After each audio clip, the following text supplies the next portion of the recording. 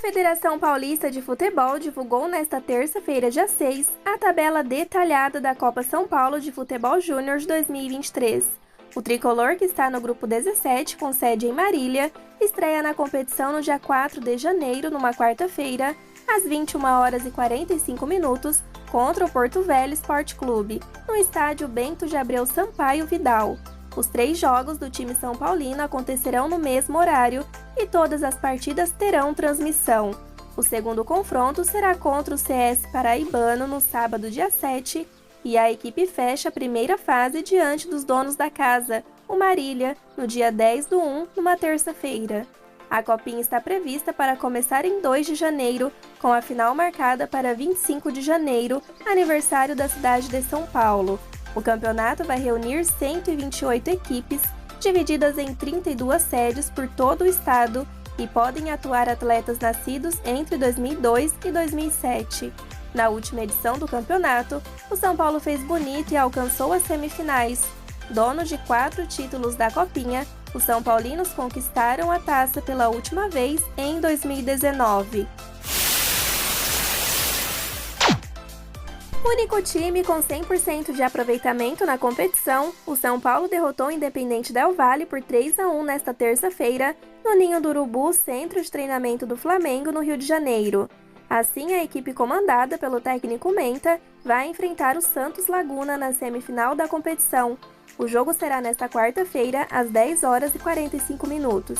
A outra semi será entre Flamengo e Atlético Mineiro. O São Paulo encerra a participação na fase de grupos com 100% de aproveitamento.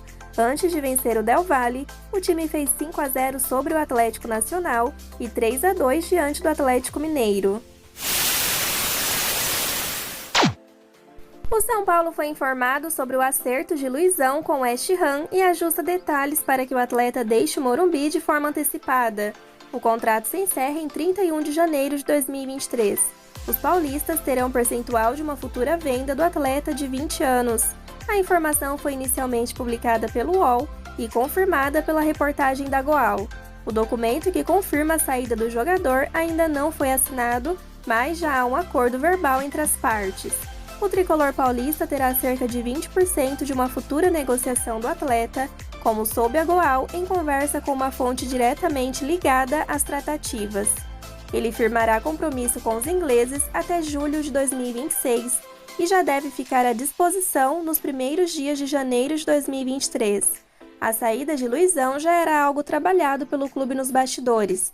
A diretoria travava a situação praticamente como certa depois de uma série de tentativas para renovar o compromisso do promissor zagueiro. Diante disso, a cúpula encontrou 2 alternativas: negociá-lo em definitivo, com uma compensação financeira reduzida, ou manter um percentual de venda futura. A segunda alternativa foi vista como mais vantajosa no momento. Luizão comunicou à diretoria do São Paulo que não pretendia renovar recentemente, logo depois da disputa do Brasileirão 2022. O jogador já recebia contato frequente do West Ham para deixar o Morumbi. Nesta temporada, o atleta fez 20 partidas pelo tricolor paulista, somando 988 minutos em campo. No período, ele marcou 1 gol e recebeu cartão amarelo em 5 oportunidades. Segundo informações do UOL, o Cuiabá deve receber uma ligação dos dirigentes tricolores. O goleiro Walter está em pauta. As tratativas iniciais serão as mesmas de outras negociações, conforme o lance apurou com pessoas da cúpula São Paulina. O clube do Morumbi tentará obter a liberação mediante troca de atletas, oferecendo uma lista de opções que não fazem mais parte dos planos de Ceni. Walter é desejo antigo do São Paulo, desde os tempos em que foi reserva de Cássio no Corinthians, onde ficou de 2013 a 2021. Aos 35 anos, o veterano tem uma cláusula no contrato que o permitiria sair sem custos em caso o Cuiabá fosse rebaixado. Era a esperança São Paulina para agilizar o negócio, mas não deu. Como ele tem contrato com o Dourado até o fim de 2023, os tricolores querem saber o que fazer para conseguir a contratação. É a esperança da diretoria em conseguir um reforço para o gol, apesar da ascensão de Felipe Alves na reta final da atual temporada. O clube tinha John dos Santos como principal opção. Depois de recusar trocas e até 4 milhões de reais, definiu o preço em 8 milhões, valor considerado alto pelos dirigentes do Morumbi. O São Paulo.blog noticiou que, de acordo com o jornalista Jorge Nicola, em sua live, o lateral esquerdo Jefferson ex-Goiás, que atuou no Atlético Goianiense em 2022, foi oferecido ao São Paulo para 2023, com pretensão de transformar o Wellington titular e dar força ao jovem que tem enorme potencial. A ideia seria se contratar alguém que fosse reserva na posição. Nessa pegada, o lateral esquerdo Jefferson foi oferecido. Ceni e nem o São Paulo se manifestaram. A antecipação do retorno de Neymar na Copa do Mundo após lesão contou com um aparato qualificado de profissionais. Entre eles está Ricardo, desligado no início do ano no São Paulo. Ricardo era tido como um dos grandes nomes que trabalhavam no Refis, tanto assim que o site oficial do clube exaltou seu feito de ser considerado entre os 10 melhores fisioterapeutas do mundo em 2010. Formado em Educação Física e Fisioterapia, ele integrava os quadros do São Paulo há mais de 2 décadas, desde 1996. Contudo, no início desta temporada, ele foi desligado do tricolor em uma suposta demissão pontual.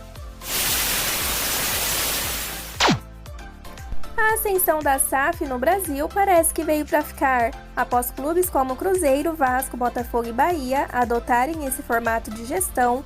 Outras equipes se interessaram na ideia e aceitaram ouvir as propostas dos grandes grupos de investimento, mas esse não foi o caso do São Paulo. Segundo o jornalista Juca, a alta cúpula do tricolor, responsável pela tomada de decisões importantes no clube, se mostrou resistente à ideia de seguir por este caminho. Foi por este motivo que as conversas com o Grupo City não saíram do campo da informalidade e não devem ganhar novas resoluções tão cedo. No entendimento desses cartolas ligados ao São Paulo, uma mudança drástica desse tipo não é bem-vinda, uma vez que ela faria com que eles perdessem a influência nos bastidores. Com a adoção da SAF, quem conduziria o tricolor paulista nas negociações de contrato seriam as pessoas indicadas pelo investidor. Em seu texto publicado no All Sport, Juca avaliou a postura desses diretores como equivocada. Abre aspas. A atitude autoritária dos mandarins tricolores não encontra respaldo no atual modelo de gestão do clube, conduzido de maneira desastrada, fecha aspas, escreveu o jornalista que definiu os dirigentes do time do Morumbi como arrogantes.